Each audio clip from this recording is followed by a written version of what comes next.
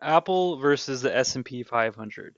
So Apple's one of the most well-known companies in the world. It has a huge market share, and it's a heavily traded stock. So there's a lot of interest in Apple.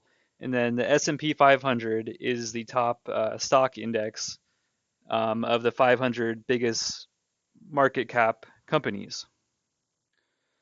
So Apple is part of the S&P 500, but since there's over 500 stocks, it's only a relatively small part of the S&P 500.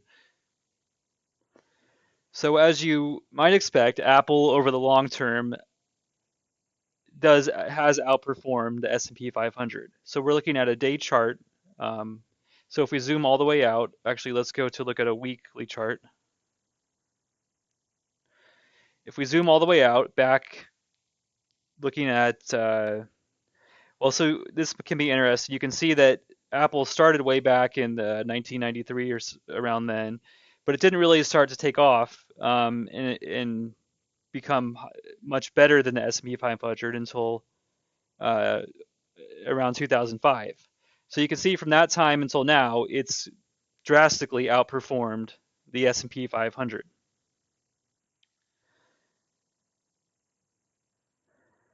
So if you have money to invest and you're not sure if you should invest in the SPY, which is the ETF that tracks the S&P 500, or Apple, it may seem like a really simple answer.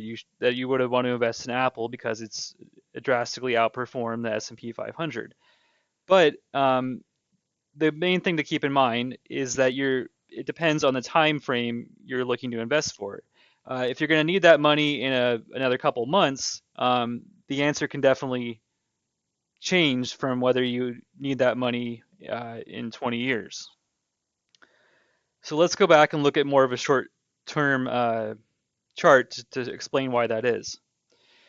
So what you'll notice is the S&P 500, which is this orange line here, isn't nearly as volatile as Apple. So you can see Apple goes up, up and down, and then down below the S&P 500. This is only for this certain time period. Um, so about a year or less than a year even back November of 2020, and this currently it's July 23rd, 2021. So you can see that S&P 500 has a relatively almost straight line that is just at an angle that keeps going up, whereas Apple goes up and then down and then up. So if you're going to need the money in a month and you're just looking for a short-term trade, you're going to want to look at the current pattern for Apple compared to the S&P 500 because, for example, if we're at this point in time here, Apple is going on a downward trend compared to the S&P 500.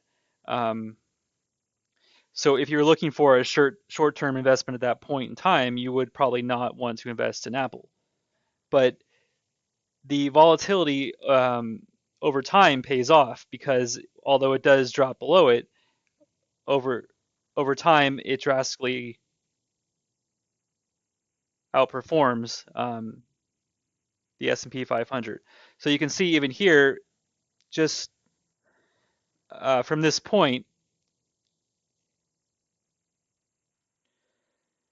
there was essentially a separation where even though eventually Apple started going down, it still was well above the S&P 500.